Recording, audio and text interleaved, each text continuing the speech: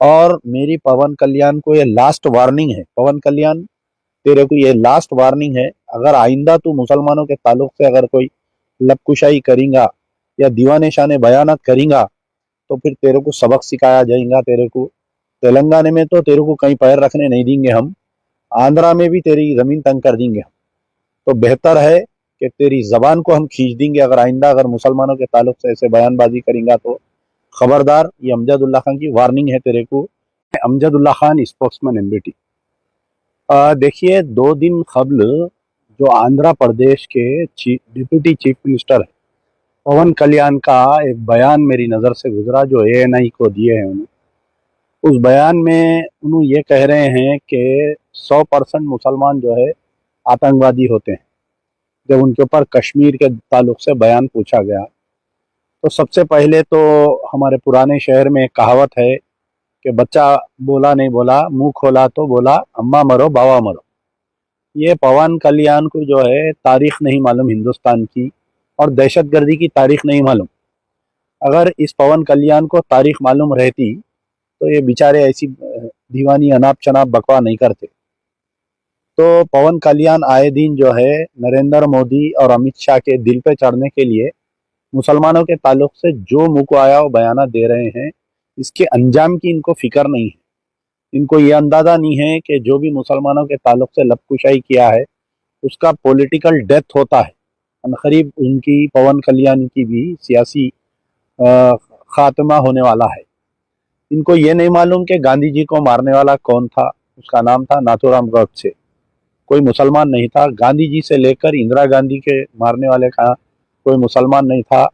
जितने भी mob lynching किए जा रहे हैं ये पिछले जब से नरेंद्र मोदी की गवर्नमेंट आई है, ये सब के सब जो है ये हिंदू दहशतगर्द है। तो पवन कल्याण पता नहीं कौन से मेंटल हॉस्पिटल के रिजेक्टेड कैंडिडेट हैं, इन्होंने नहीं मालूम। तो मेरी पवन कल्याण, और ख़ास तौर पर मुझे हैरत ये हो रही है कि पवन कल्याण की पार्टी में जो मुसलमान हैं वो अभी तक इसके ऊपर कोई रिएक्शन नहीं दिए।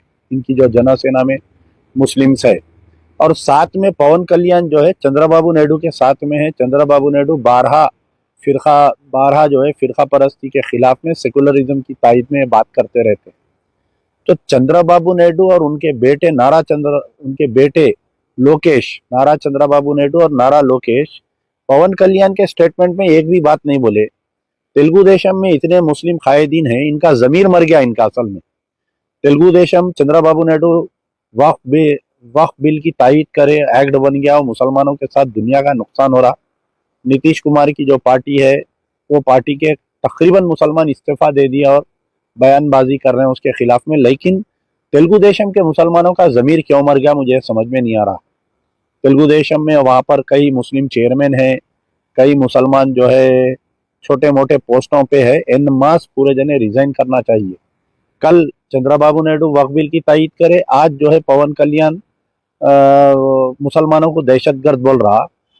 तो चंद्रबाबू नायडू इसकी निंदा नहीं की है। बड़ा अफसोस ये है कि पवन कल्याण तो पागल है, दीवाना है, वो एक मजनू है। वो ऐसे बयान देते आ रहा है वो।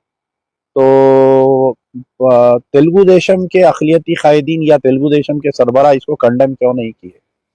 और मेरी पवन कल्याण को ये लास्ट वार्निंग है। पवन कल्याण, तेरे को ये लास्ट वार्निंग है। अगर आइंदा तू मुसलमानों के ताल्लुक से अगर कोई लबकुशाई करेगा या दीवाने शाने बयानात करेगा तो फिर तेरे को सबक सिखाया जाएगा। तेरे को तेलंगाना में तो तेरे को कहीं पैर रखने नहीं देंगे हम, आंध्रा में भी तेरी जमीन तंग कर देंगे हम।